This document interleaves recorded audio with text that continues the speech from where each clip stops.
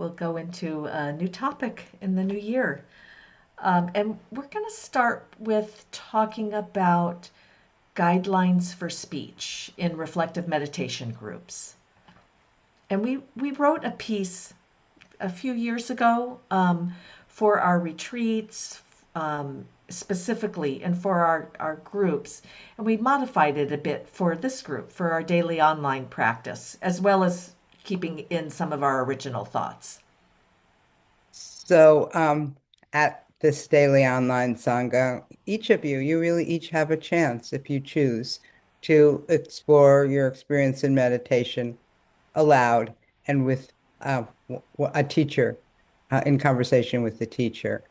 Um, and, one thing is, if you do choose to do this, you don't have to figure it all out before you speak. In fact, put it more strongly. We hope you don't have it all figured out because it would be pretty rigidified at that point. And we hope that you'd speak in a sort of more open, curious way. Right. And for those of you, if you're new to us, it's the last 10 minutes that we have where people can explore their meditation and their reflection. And you don't have the time to explore everything, and it's not possible. So, in that last 10 minutes, people will just have a chance to talk a little bit about what happened and what it was like for them during their meditation practice this morning. And after you do this, well, this morning, either Linda or I, but other days it will be whoever's teaching, because we have a group of teachers. Um, we'll ask you a few questions about your meditation, what you experienced. And we've gone back and forth about whether to call this an interview or not. That's sort of a common language that's used in Buddhist circles and many other places in our lives. But we decided that we like that word interview. When we break it down, we really like it because together, we are viewing um, your experience. Right, right. We're not, let's say, the authority on your experience. We're really having a chance to share our views when we have a conversation after you meditate and reflect. And that this is a little bit behind the scenes, but the teacher who's ever teaching that day is really listening from their own experience and trying to see where do they understand or join what you're talking about, or maybe even see it a little bit differently. And that those are really sacred conversations because we're really trying to get to know each other better and know ourselves better in that conversation. And also, we are viewing it through the lens of what we know of the Dharma, though we don't usually or often sort of explicitly go into a more conceptual teaching about that at that time. But more, it's kind of that's the direction, that's how we're viewing it. And so our questions will come from that view. I know, Nelly, I gave you a thumbs up. Like social media has totally influenced me. I gave you a thumbs up when you said art, because it is a good reminder that that really is the anchor of that conversation. We're looking for the Dharma teachings in everyday language.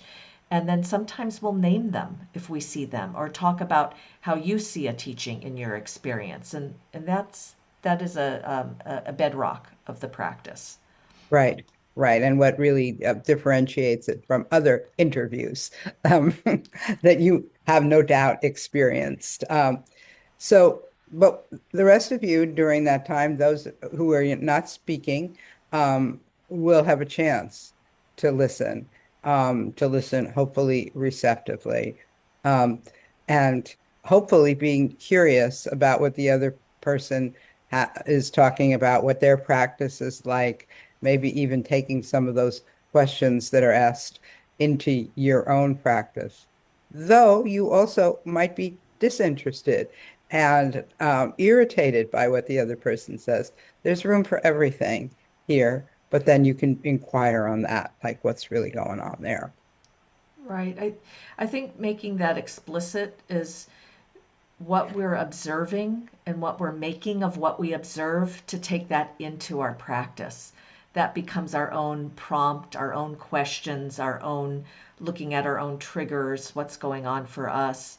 That there is something about being able to then talk about your own experience more authentically, and not trying to comply to what you think should be said or heard or Right. What a spiritual person would yeah, yeah, think. yeah.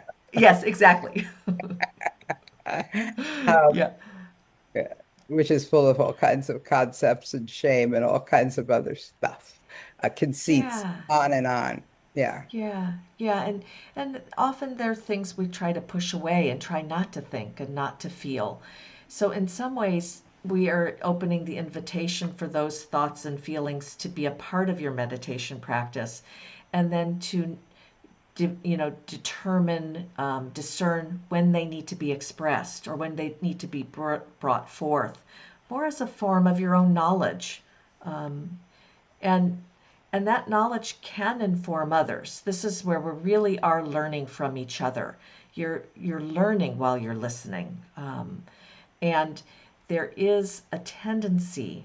Uh, this is just a group tendency that we named, is to take up other people's ideas before you've put them to your own test, your own experiential test. So there's this direction to really stay with what's going on for you in our practice. Yeah. And here it is, the new year, and we're making a bit of a shift because going forward on Wednesdays, the format's going to be a bit different. And actually, there will be some time for conversation. And by the way, at other reflective meditation events where we have more time, longer things than this hour, there is often time for conversation. So we have some guidelines for that conversation. It's in a list form, very Buddhisty. So we're going to just read from this list and then maybe say a few things about this. So in conversations, we're inviting people to stay with the topic. Although new ideas are generated from letting your mind wander a bit, as we do in meditation, you can let your mind wander. We're really in our conversation trying to relate back our speech back to the topic being discussed, and that there's not a strong force, but there's an intention to stay with the topic. So a common saying in well, probably in life, but in Buddhist circles and re spiritual circles is quoting other authorities. Um, and other teachers, writers, holy people. Buddhism doesn't lean, well, yeah, it does lean in that direction. The Buddha, quoting the Buddha. Holy Um, person. a holy person. What the hell am I talking about? Anyway, but when you do this, please try to tie it back to how these ideas are impacting your experience, your understanding. Don't like leave it out there with that other teacher. And that is a strong discipline because it's such a natural thing to turn to the experts and quote them and never really do the internal work. Um, you could even consider not quoting the experts and just saying it from referencing it in your own mind, but not necessarily saying so and so said da da da da da.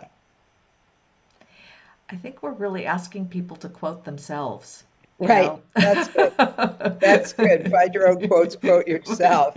Um, right. I Yeah. mean, it's big. Famous people there's famous people and there's famous people in Buddhism and they just get quoted and they get quoted about being quoted. And yeah, we're asking you to quote yourself. Yeah. Use your own quotes. So while you're quoting yourself, we're also giving you a be aware and beware of making a case. So, or trying to influence others into the way you think or your view. And that's often what happens when you're quoting an outside authority. You're bringing in another source to, enhance your view. So we're really saying that this is common. We all do it. We're just saying be aware of it. And sometimes we're not aware of it until after the fact. This is the other thing, is we're not going to do all of these perfectly. these are guidelines. This is a practice. Um, we're doing our best. That's one reason why reflective meditation includes reflection, is so that you can think back over what happened, what you said, where you'd like to refine it, change it, do it differently. And we're not searching for the right understanding and in juxtaposition to wrong understandings, but rather more threads of understanding. Okay, that smile indicated meditation. I know what that smile means. Yeah, Uh, the smile means we're done. we're done. Am I a bell ringer? I really don't have a clue at this point.